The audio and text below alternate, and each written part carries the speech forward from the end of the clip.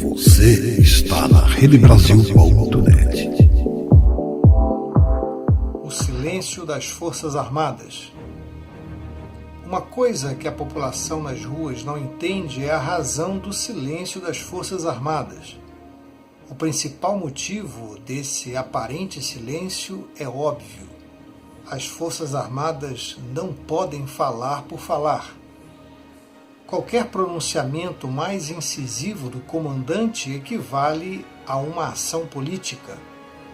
Se, por exemplo, o comandante do Exército criticar qualquer ato do presidente ou de qualquer político, ou recusar-se abertamente a cumprir ordens das autoridades civis, isso quase equivale a um golpe de Estado, porque das duas uma, ou o comandante é demitido, ou o governo cai. Não existe a hipótese de pronunciar-se contra e ficar no cargo, e nem do governo permanecer incólume no poder após o pronunciamento, desmoralizar-se ou mesmo cair. Essa situação é muito parecida com a dos juízes. Um dos princípios fundamentais da magistratura é que o juiz só fala nos autos do processo, ou seja, o juiz jamais discute em público ou emite opinião sobre os processos. Ele simplesmente absolve ou condena e justifica por escrito a sua decisão. Isso porque a opinião do juiz não é opinião, ela tem força de lei. O mesmo ocorre com os militares. Eles só falam por meio de atos concretos. Não podem debater nem opinar sobre questões políticas, mas podem e devem agir quando essas questões mexem com interesses nacionais. Interesses nacionais, esse é um ponto ao qual as pessoas não prestam muita atenção. A expressão ficou tão gasta pelo uso que passou a ser mera frase de efeito, sem consequências, tal como dizer bom dia quando o dia de fato é ruim, ou saúde ao brindar com o tóxico uísque paraguaio. Mas, no nosso caso, interesses nacionais têm significado que deve ser levado a sério. Vamos entender a lógica. Vivemos num Estado de direito, não é verdade? Ou seja, num Estado onde a lei está acima de tudo. Todos estão submetidos à lei e todas as leis têm de estar de acordo com a Constituição, que é a lei suprema. Nesse caso, as Forças Armadas só podem agir dentro da lei. E a lei obriga as Forças Armadas a obedecerem ao governo civil eleito pelo povo, correto? Bom, sim e não. Sim, em um governo normal que governe com decência, respeitando as leis e promovendo o crescimento da nação dentro de uma normalidade. E não quando existem ou são criadas crises extremas que põem em perigo a existência ou a integridade da nação brasileira e de seu território e soberania. Veja como funciona. Na mesma Constituição de 1988, manteve-se um dispositivo das constituições anteriores que definem as Forças Armadas como instituições nacionais permanentes. Esta definição implica que as Forças Armadas estão a serviço da nação e não do Estado e nem do governo. A nação está acima de tudo, pois é o seu próprio povo. O Estado é criado pela nação e a Constituição é a materialização desse Estado, a forma dele existir para governar a nação. Sendo instituições nacionais, as Forças Armadas são fundadoras e guardiães da nação, portanto, são anteriores a criação do Estado e da Constituição. O que isso significa? Para responder, temos de considerar e entender como se formam as nações.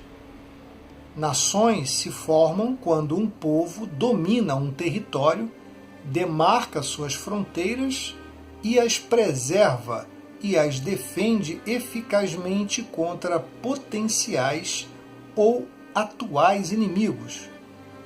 Só então é possível constituir o Estado, leis e o governo. A força militar é o elemento imprescindível à instituição da nação, a qual é anterior à formação do Estado. Sem um exército, não há domínio de um território e nem a proteção para a nação subsistir aos inimigos. O Estado se institui por meio da Constituição, mas o Estado e o governo não abrangem a nação. Toda a nação não pode ser o Estado.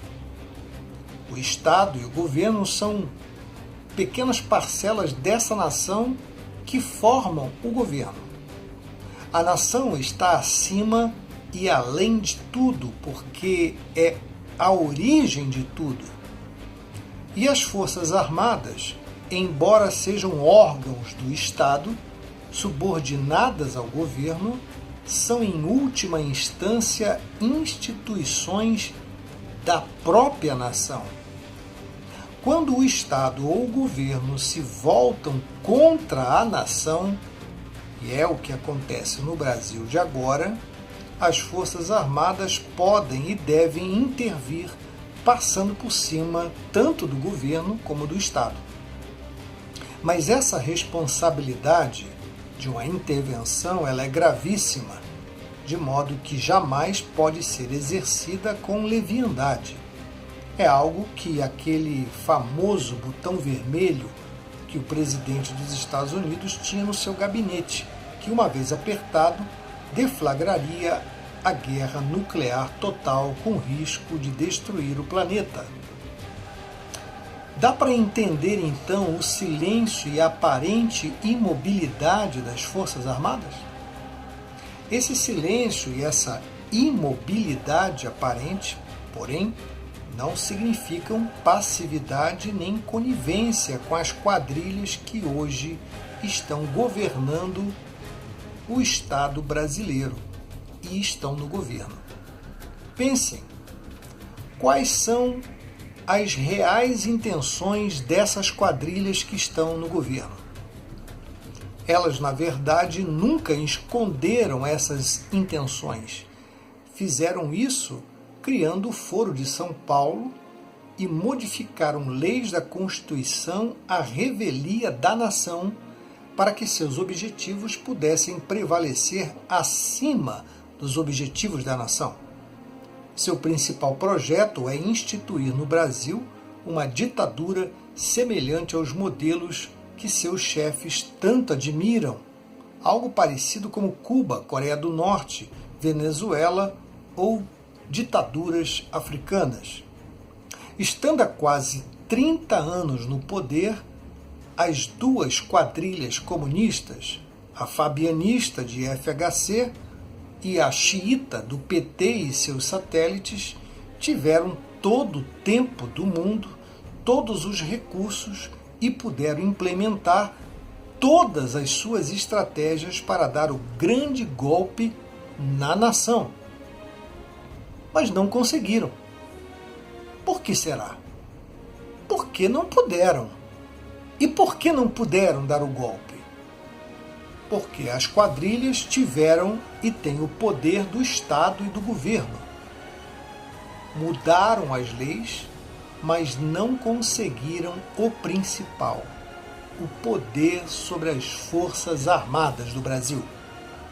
As quadrilhas mandam no Brasil, mandam no governo, destroem o Estado brasileiro, fazem o que bem entendem com o dinheiro público, compram a mídia, jornalistas, aparelham o serviço público com nomeados políticos, cometem os maiores desatinos em matéria de política externa, é mancomunada com o crime e o narcotráfico, tem tudo nas mãos, embolsam deputados, senadores, juízes, desembargadores, advogados, fazem o diabo, roubam trilhões, ficam a serviço de grandes empresas internacionais, vendem o nosso minério, destroem a nossa nação, mas ainda não conseguem o seu maior objetivo, que é implantar a ditadura.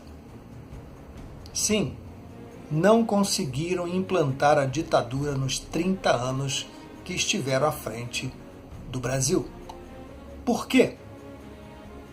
Porque para isso precisariam desfechar um grande golpe de Estado revolucionário, fechar o Congresso, ocupar militarmente o país, estatizar os jornais, TVs, rádios, prender ou matar seus adversários e assim ter meios de confiscar propriedades e estabelecer alguma forma de socialismo.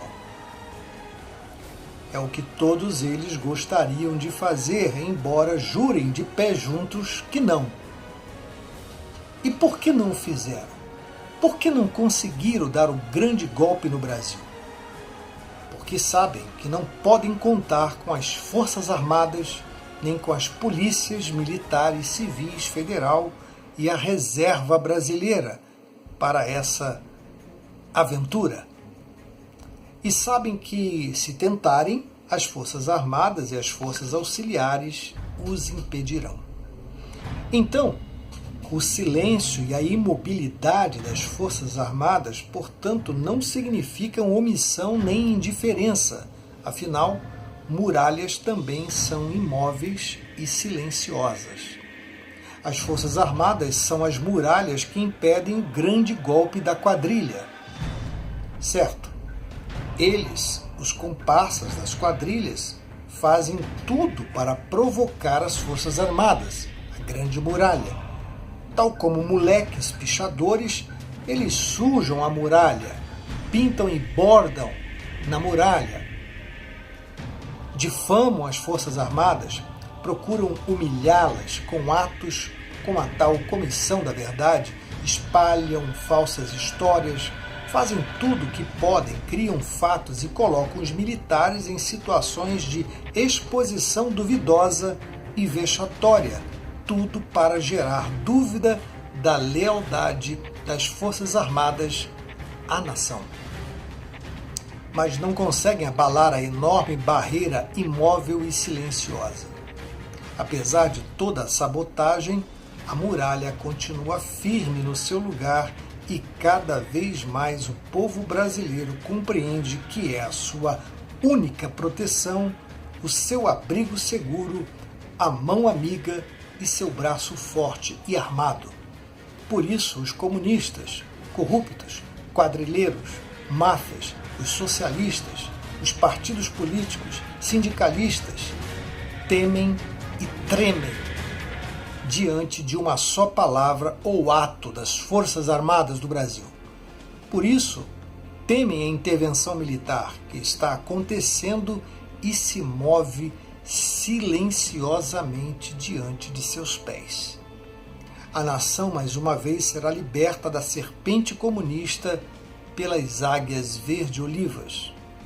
A nação diz em uma só voz: entregamos nossas vidas aos nossos protetores e guardiões. Livre-nos desse Estado e governo comunista, mais uma vez, Forças Armadas. Nós confiamos em vocês.